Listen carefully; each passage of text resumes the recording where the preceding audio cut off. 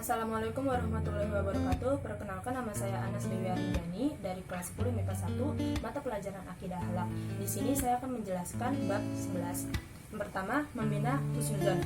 Pengertiannya, secara bahasa, husnuzon berasal dari dua kata, yaitu husnun dan zanun, yang artinya berbaik sangka. Adapun secara istilah adalah berbaik sangka atas segala ketetapan dan ketentuan yang telah Allah berikan kepada umat manusia. Dalil perbuatan husnuzon dalam sebuah hadis dinyatakan sebagai berikut: ana indaka dhanni abdi bi falyadun nabi masya'a. Artinya, aku sesuai dengan prasangka hamba-hambaku kepadaku, maka berprasangkalah ia kepadaku sesukanya. Hadis riwayat Ahmad 15542. Kriteria husnuzon. Husnuzon kepada Allah dengan sifat tawakal, sabar, ikhlas dalam menjalani hidup. Husnuzon kepada diri sendiri yaitu sikap optimis, terus berpikir yang kritis, kreatif, dan juga percaya diri. Yang ketiga, husnuzon kepada sesama manusia atau kepada orang lain. Kita tidak boleh bersikap iri dengki, kita harus bersikap positif, kita harus merasa senang, bersikap hormat kepada orang lain dan tanpa ada rasa curiga. Yang keempat, sering-sering membaca kalimat hamdalah, yaitu alhamdulillah. Dengan begitu kita akan selalu bersyukur atas nikmat yang telah Allah berikan. Membina sikap husnuzon. Begitu sempurnanya Allah, maka tidak mungkin Allah memberikan atau membuat hambanya itu menderita. Sesungguhnya Allah memberikan cobaan kepada manusia itu untuk menjadikan manusia menjadi pribadi yang lebih baik lagi ke depannya dan tidak melakukan kesalahan. Sesungguhnya Allah memberikan cobaan atau hukum-hukum kepada manusia bukan untuk kepentingan Allah, tetapi untuk kepentingan umat manusia itu sendiri. Nilai positif husnuzon melahirkan kesadaran bagi umat manusia bahwa segala sesuatu di dalam semesta ini berjalan sesuai hukum yang telah Allah tetapkan. Mendorong manusia untuk berusaha dan beramal soleh, mendorong manusia untuk semakin dekat dengan Allah, dan menanamkan sikap tawakal dalam diri manusia. Poin yang kedua yaitu menyegerakan tobat. Hakikat tobat atau pengertian tobat secara bahasa adalah kembali menuju kebenaran. Tobat secara istilah adalah menghilangkan sifat atau kelakuan yang buruk, salah satu dosa dengan penuh penyesalan, dan berniat untuk tidak melakukan kesalahan serupa kepada Allah. Penggolongan tobat, ada tobat al-awan, yaitu tobatnya manusia biasa dikarenakan telah melakukan perbuatan dosa. Yang poin yang kedua, tobat al-khawas atau tobatnya orang khusus, yaitu pertanda meningkatnya ma'rifat manusia kepada Allah. Dan tobat ahas al-khawas, yaitu tingkatan tobat yang paling tinggi, seperti halnya tobatnya Rasulullah SAW. Di sini ada dalil tobat. Allah Subhanahu wa taala berfirman, "A'udzubillahi minasyaitonirrajim. Bismillahirrahmanirrahim. Innallaha yuhibbut tawwabina wa yuhibbul mutatahhirin." Artinya, sesungguhnya Allah mencintai orang-orang yang tobat dan mencintai orang-orang yang suci. Quran surat Al-Baqarah ayat 222. Jenis-jenis tobat dan cara bertobatnya. Yang pertama, ada dosa yang berkaitan dengan hak Allah, seperti berkata dusta dan meminum khamar yang termasuk dosa besar.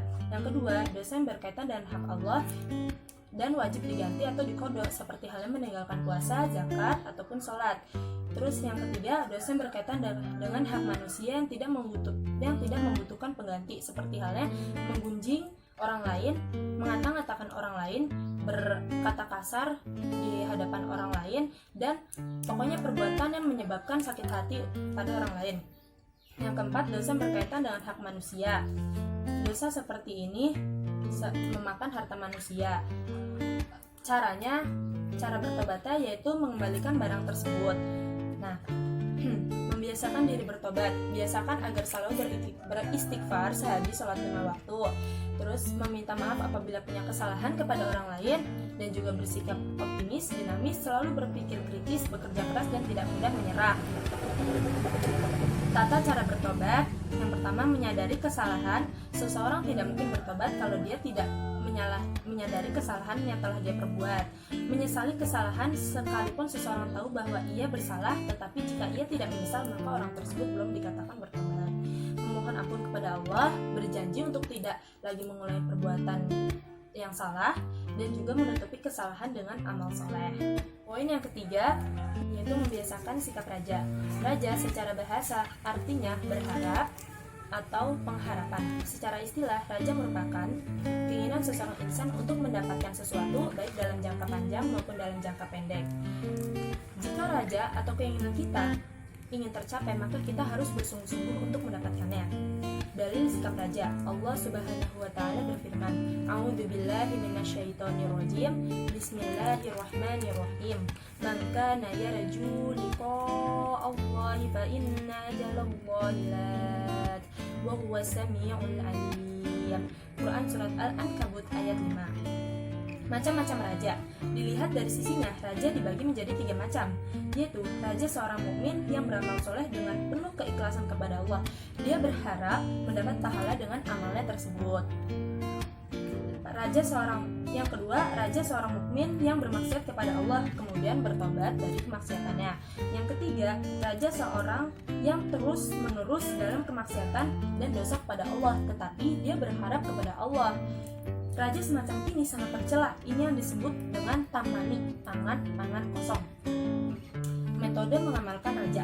Yang pertama, selalu berpegang teguh kepada Allah. Yang kedua, selalu merasa takut akan ancaman Allah di akhirat kelak. Yang ketiga, selalu cinta kepada Allah dalam kondisi apapun.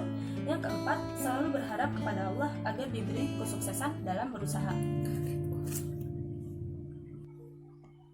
Keutamaan mengamalkan raja. Yang pertama, raja akan semakin meningkatkan khauf yang ada pada dirinya. Yang kedua, raja menjadikan seseorang rela hijrah, meninggalkan segala kesenangan yang ia miliki. Ia pun tidak keberatan mengorbankan jiwa untuk berjihad, mengharap ridho Allah. Yang ketiga, raja merupakan sikap optimis total, sebagaimana seorang pedagang yang rela mempertaruhkan seluruh modalnya karena yakin beruntung besar. Yang keempat, raja yang demikian besar menjadikan seseorang hidup dalam sebuah dunia tanpa kesedihan. Nah, poin terakhir yaitu hikmah mengamalkan raja. Yang pertama, menciptakan prasangka baik dan membuang prasangka buruk. Yang kedua, mengharapkan rahmat Allah dan tidak mudah putus asa, bersikap optimis. Yang ketiga, menjadikan dirinya tenang, aman, dan tidak merasa takut pada siapapun. Yang keempat, dapat meningkatkan amal soleh untuk bertemu Allah. Yang kelima, dapat menghilangkan rasa hasad, dengki, dan sombong kepada orang lain. Terima kasih. Wassalamualaikum warahmatullahi wabarakatuh.